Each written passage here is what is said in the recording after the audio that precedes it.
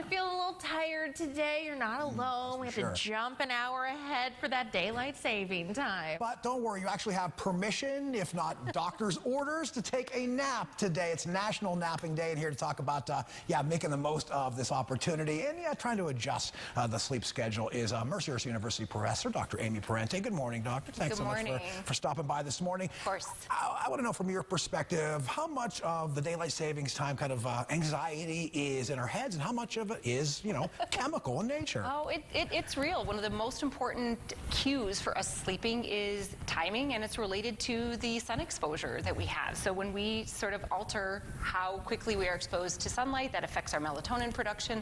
It absolutely can have an effect on our sleep. Okay, so break it down for us. This is 1 hour. Why does it feel so bad? I don't know. I do think there is a social sort of component to this, or an anxiety component to it, but it is real, and we do know, particularly with the spring forward component, that there is a 20% increase in heart attacks and things like that. So it's a very real phenomenon that it seems like this springing forward and losing that hour of sleep has so much more of an impact than falling backwards. Do we see, similar stats going the other way in places where they're not jumping back and forth twice a year in other countries around the world? There has been well-controlled evidence that seems to suggest there is something about this day. Now, whether people are just more stressed because they know that they've woken up late or whatever, there's some things that may be contributing to it.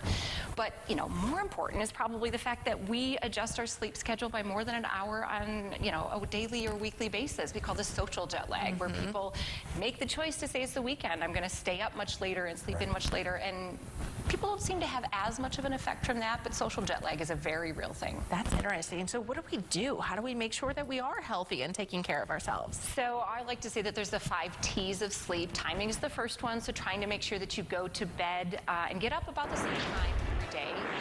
Temperature is another one, trying to make sure that your kind of area that you're sleeping is nice and cool. That allows your core body temperature to cool down. Then we've got treats. We want to make sure that you're not eating too close to bedtime. We've got technology, because that's an artificial signal for sort of being exposed to things.